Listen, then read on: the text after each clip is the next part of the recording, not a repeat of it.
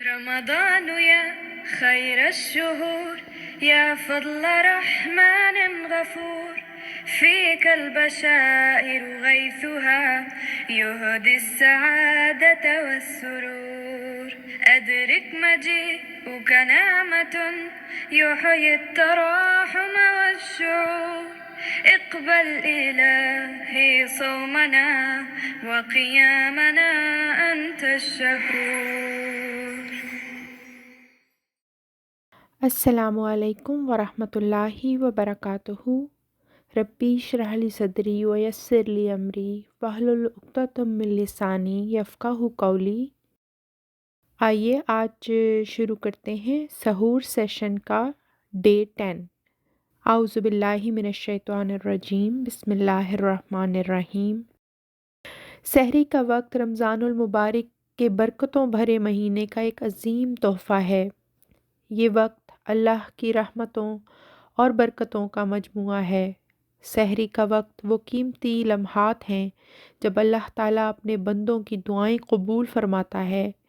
اس وقت کی فضیلت اور برکت سے فائدہ اٹھانا ہر مسلمان کے لیے انتہائی ضروری ہے۔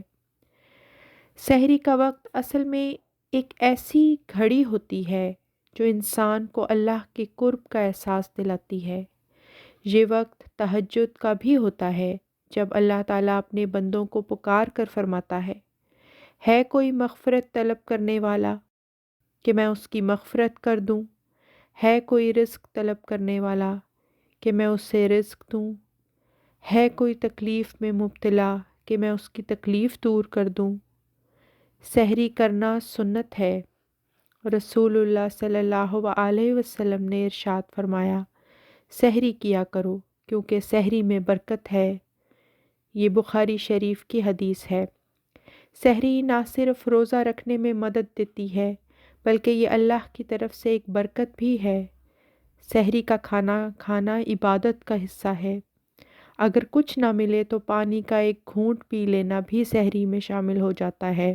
سحری کے وقت ہمیں کچھ ایسے اعمال کو اپنانا چاہیے جو اس وقت کی برکت سے ہمیں مزید فائدہ پہنچائیں۔ پہلا عمل یہ ہے کہ ہم اس وقت توبہ استغفار کریں، اپنے گناہوں کی معافی طلب کریں کیونکہ اللہ تعالیٰ اس وقت معاف فرماتا ہے۔ دوسرا عمل یہ ہے کہ ہم اللہ تعالیٰ سے اپنی حاجتیں مانگیں، جو چیز بھی دل میں ہو، دنیا کی یا آخرت کی، اللہ کے حضور رکھ دیں۔ یہ وقت دعا کا ہے اور دعا کبھی رد نہیں ہوتی۔ تیسرا عمل یہ ہے کہ قرآن پاک کی تلاوت کریں۔ قرآن کی تلاوت روح کی غذا ہے اور سحری کے وقت کی گئی تلاوت انسان کے دل کو سکون دیتی ہے۔ چوتھا عمل یہ ہے کہ اللہ کے ذکر میں مشغول ہو جائیں۔ سبحان اللہ، الحمدللہ، اللہ اکبر اور استغفر اللہ کا، اس سے دل پاک صاف ہوتا ہے اور روحانی سکون حاصل ہوتا ہے۔ سحری کے وقت دوسروں کا بھی خیال رکھیں۔ اگر ممکن ہو تو گھر والوں کے ساتھ مل کر سحری کریں کیونکہ یہ وقت محبت اور اخلاص کا ہوتا ہے، آپس میں محبت بڑھانے کا ذریعہ بنتا ہے۔ اگر کسی غریب یا ضرورت مند کو سحری کھلانے کا موقع ملے تو اس ثواب سے ہرگز محروم نہ رہیں کیونکہ رسول اللہ صلی اللہ علیہ وسلم نے فرمایا ہے، جو شخص کسی روزے دار کو افطار کروائے یا اسے سحری کروائے اسے بھی روزے کا ثواب ملے گا، بغیر اس کے کہ روزہ رکھنے والے کے ثواب میں کوئی کمی ہو۔ سحری کے وقت لازمی طور پر نیت کریں کہ روزہ اللہ کے لیے رکھا جائے۔ نیت دل کا عمل ہے، زبان سے کہنا ضروری نہیں، لیکن اگر کہہ لیا جائے تو بہترین ہے کہ یہ کہا جائے وَبِصَوْمِ غَدٍ نَوَیْتُ مِنْ شَہْرِ رمضان، اور یہ مسنون بھی ہے۔ اس وقت اپنے رشتہ داروں، دوستوں اور پڑوسیوں کا حال پوچھنا بھی ایک اچھا عمل ہے۔ کئی لوگ تنہائی میں سحری کرتے ہیں۔ کسی کا حال چال پوچھنا اور انہیں اپنی سحری میں شامل کر لینا بہت بڑا اجر کا باعث ہے۔ سحری کے وقت فضول باتوں سے بچنا چاہیے، جیسے اکثر لوگ اس وقت موبائل فونز میں مصروف ہو جاتے ہیں یا فضول گفتگو میں وقت ضائع کرتے ہیں۔ یاد رکھیے یہ وقت فضول باتیں کرنے کا نہیں بلکہ اللہ کی یاد میں گزارنا چاہیے۔ اس وقت کی اہمیت کو سمجھنا بہت ضروری ہے۔ ہر گھڑی کی قیمت کا احساس کرنا چاہیے۔ آخر میں یہ یاد رکھیں کہ سحری کا وقت دعا کا وقت ہے۔ اس وقت اپنے لیے، اپنے گھر والوں کے لیے، اپنے دوست احباب کے لیے، پوری امت مسلمہ کے لیے دعا کرنی چاہیے۔ دعا کا ایک وظیفہ یہ بھی ہے، ربنا آتنا فی الدنیا حسنۃ وفی الآخرۃ حسنۃ وقنا عذاب النار۔ اللہ تعالیٰ سے دعا ہے کہ ہمیں سحری کے وقت کی برکت سے پورا فائدہ اٹھانے کی توفیق عطا فرمائے، آمین، اور ہمیں گناہوں سے دور رکھے اور اپنی رحمت اور مغفرت سے نوازے، آمین یا رب العالمین۔ آج رمضان المبارک کا پہلا عشرہ رحمت کا عشرہ ہے، جو کہ اب ختم ہونے کو ہے۔ یہ وقت ہمیں یہ یاد دلاتا ہے کہ اللہ تعالیٰ کی رحمت ہر شخص کے لیے وسیع ہے۔ ہم جتنے بھی گناہ گار ہوں، اگر ہم سچے دل سے اللہ کی طرف رجوع کریں تو اللہ تعالیٰ اپنی رحمت سے ہمیں معاف فرماتا ہے۔ اس پہلے عشرے کے اختتام پر ہمیں اپنے دل کا جائزہ لینا چاہیے کہ کیا ہم نے اپنے گناہوں کی معافی طلب کی؟ کیا ہم نے اپنے رب کے حضور گڑ گڑا کر اس سے مغفرت طلب کی؟ اگر اب تک اس میں کمی ہے تو اب بھی دیر نہیں ہوئی ہے۔ ہمیں چاہیے کہ ہمیں توبہ استغفار کریں اور اپنے اعمال کو بہترین بنانے کے لیے عزم کریں۔ رحمت کے اس عشرے کے اختتام پر یہ بھی سوچئے کہ کیا ہم نے دوسروں کے لیے رحمت بننے کی کوشش کی؟ کیا ہم نے غریبوں کی مدد کی، بھوکے کو کھلایا، پیاسے کو پلایا؟ رمضان صرف اپنی عبادت کا نہیں بلکہ دوسروں کے دکھ درد بانٹنے کا بھی مہینہ ہے۔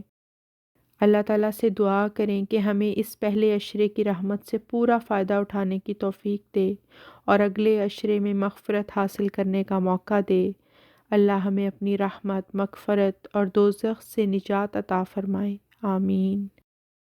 10واں پارہ وَاعْلَمُوا سورۃ الانفال کے دوسرے حصے سے شروع ہوتا ہے اور سورۃ التوبہ کے کچھ حصے پر مشتمل ہے۔ یہ پارہ بنیادی طور پر اسلامی احکام، ایمان کی پختگی، جہاد کے اصول، منافقین کی نشاندہی اور اللہ تعالیٰ کے وعدوں پر مشتمل ہے۔ اس میں مسلمانوں کو اجتماعی طور پر مضبوط رہنے اور اپنے عقیدے پر قائم رہنے کی تلقین کی گئی ہے۔ سورہ الانفال غزوہ بدر کے پس منظر میں نازل ہوئی۔ اس میں جنگی حکمت عملی، مال غنیمت کی تقسیم اور مسلمانوں کے لیے فتح و نصرت کے وعدے بیان کیے گئے ہیں۔ اللہ تعالیٰ ایمان والوں کو تلقین کرتا ہے کہ اگر وہ اللہ اور اس کے رسول کی اطاعت کریں اور تقوی اختیار کریں تو وہ ان کی مدد فرمائیں گے، اور جان لو کہ تمہارا مال اور اولاد ایک آزمائش ہے اور اللہ کے پاس بڑا اجر ہے۔ یہ سورۃ الانفال کی آیت نمبر 28 ہے۔ جہاد کے اصول۔ مسلمانوں کو ہدایت دی گئی کہ اللہ کی راہ میں ثابت قدم رہیں اور اللہ پر توکل کریں۔ جنگ میں نظم و ضبط، اتحاد اور صبر کو کامیابی کا ذریعہ بتایا گیا۔ اگر تم صبر کرو اور تقوی اختیار کرو تو دشمن کی چالیں تمہیں نقصان نہیں پہنچا سکیں گی۔ منافقین کو تنبیہ کی گئی کہ وہ اسلام کے دشمن ہیں۔ ان کی چالاکیوں سے خبردار رہنے اور ان کے خلاف سخت رویہ اختیار کرنے کا حکم دیا گیا۔ اللہ تعالیٰ نے اہل ایمان کو بشارت دی کہ اگر وہ خلوص نیت سے جہاد کریں تو اللہ کی مدد ان کے شامل حال ہوگی۔ غزوہ بدر میں فرشتوں کی مدد کا ذکر کیا گیا۔ اس کے بعد سورۃ توبہ کا آغاز ہوتا ہے، جس میں سورۃ توبہ کو برات بھی کہا جاتا ہے کیونکہ یہ اعلان برات کے ساتھ شروع ہوتی ہے۔ اس میں مشرکین سے بیزاری، منافقین کی مذمت اور مسلمانوں کو استقامت کی تاکید کی گئی ہے۔ اللہ تعالیٰ نے مسلمانوں کو حکم دیا کہ مشرکین سے ہر قسم کے معاہدے ختم کر دیے جائیں جو کہ اسلام کے خلاف سازش کرتے ہیں۔ اس لیے سورۃ توبہ کی جو ہے وہ آیت نمبر 1 ہے کہ اللہ اور اس کے رسول کی طرف سے ان مشرکوں سے برات کا اعلان ہے جن سے تم نے عہد کیا تھا۔ مشرکین کو 4 مہینے کی مہلت دی گئی کہ یا تو اسلام قبول کریں یا علاقہ چھوڑ دیں، ورنہ ان سے قتال کیا جائے گا۔ اللہ تعالیٰ نے توبہ کرنے والوں کے لیے بخشش کا وعدہ کیا ہے، لیکن ضد اور انا پر قائم رہنے والوں کو سخت عذاب کی وعید سنائی گئی ہے۔ اس لیے سورۃ توبہ کی آیت نمبر 11 میں آتا ہے کہ اگر وہ توبہ کریں، نماز قائم کریں اور زکوٰۃ ادا کریں تو وہ تمہارے دینی بھائی ہیں۔ منافقین کو سخت تنبیہ کی گئی کہ وہ ایمان کا دعویٰ کرتے ہیں لیکن دل سے ایمان نہیں لاتے، یعنی منافقین اللہ کو دھوکہ دینا چاہتے ہیں، حالانکہ اللہ ان کے مکر کو بے نقاب کر دیتا ہے۔ اللہ کے راستے میں مال اور جان سے جہاد کرنے کی تاکید کی گئی ہے۔ مسلمانوں کو ہدایت دی گئی کہ دنیاوی زندگی پر آخرت کو ترجیح دیں۔ کہو کہ اگر تمہارے باپ، بیٹے، بھائی، بیویاں، رشتہ دار، مال و دولت اور تجارت تمہیں اللہ اور اس کے رسول سے زیادہ عزیز ہیں تو انتظار کرو یہاں تک کہ اللہ اپنا فیصلہ صادر کر دے۔ یہ آیت نمبر 24 ہے۔ کعبہ کی حرمت۔ سورۃ توبہ میں کعبہ کی حرمت کا ذکر کیا گیا ہے۔ مسلمانوں کو حکم دیا گیا ہے کہ وہ بیت اللہ کی حفاظت کریں اور اسے شرک سے پاک رکھیں۔ مسلمانوں کو وعدوں کی پابندی کا حکم دیا گیا ہے جب تک کہ دوسرا فریق خیانت نہ کرے۔ مسلمانوں کو آپس میں اتحاد قائم رکھنے اور اجتماعی بھلائی کے لیے کام کرنے کی تاکید کی گئی ہے۔ اللہ کے راستے میں اخلاص اور نیت اور صبر کے ساتھ کام کرنے کی اہمیت پر زور دیا گیا ہے۔ 10واں پارہ مسلمانوں کو ایمان کی مضبوطی، جہاد فی سبیل اللہ، منافقین سے ہوشیاری اور اسلامی معاشرتی اصولوں کی پابندی کی تلقین کرتا ہے۔ اللہ تعالیٰ نے اہل ایمان سے فتح کا وعدہ کیا گیا ہے، جبکہ منافقین اور مشرکین کو سخت وعید دی گئی ہے۔ مسلمانوں کو چاہیے کہ وہ اللہ اور اس کے رسول کے احکامات پر عمل کریں تاکہ دنیا اور آخرت میں کامیاب ہوں۔ اس کے ساتھ ہی آج کے سحور سیشن کا اختتام ہوتا ہے۔ انشاءاللہ کل کے سحور سیشن میں ملاقات ہوگی۔ السلام علیکم ورحمۃ اللہ وبرکاتہ۔